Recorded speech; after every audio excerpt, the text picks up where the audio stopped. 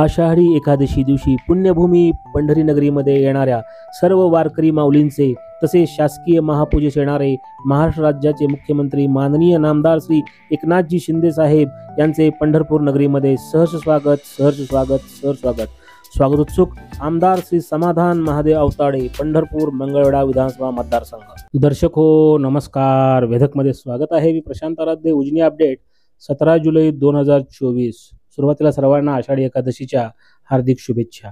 उजनी धरण हे -26.81% अशा स्थितीमध्ये आहे। सकाळपासून म्हणजे 12 तासामध्ये उजनी धरणामध्ये जवळपास 1% पाण्याची वाढ झालेली आहे। धरणातला एकूण पाणीसाठा हा 49.30 TMC इतका झालेला आहे, म्हणजे तो 50 TMC कडे जी वाटचाल चालू आहे। धरण अद्यापही मृत साठ्यामध्ये असून अद्याप 14.36 TMC पाणी हे उपयुक्त पाणी पातळी गाठण्याकरता म्हणून आवश्यक आहे। धरणामध्ये दौंड जवळ मिसळणारी जी पाण्याची आवक आहे ती आता कमी झालेली आहे, ती 6883 क्युसेक आहे। सकाळी 8516 क्युसेकनं पाणी मिसळत होतं, मात्र संध्याकाळी हा विसर्ग 6883 क्युसेक इतका झालेला आहे। भीमा खोरे पाणलोट क्षेत्र, उजनीचं पाणलोट क्षेत्र आणि घाटमाथा या सर्वच भागामध्ये पाऊस अत्यंत कमी आहे। आज काही धरणांवर अत्यंत किरकोळ म्हणजे 2-3 मिलीमीटर इतक्याच पावसाची केवळ या भागामध्ये नोंद आहे। उजनी जलाशयावर सुद्धा आज पावसाची नोंद नाही।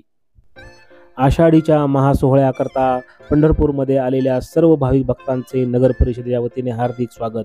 यात्रेकरूंना नम्र आवाहन आहे की या नगरीचे व चंद्रभागा नदीचे पावित्र्य व स्वच्छता राखणे हे आपलं आद्य कर्तव्य आहे।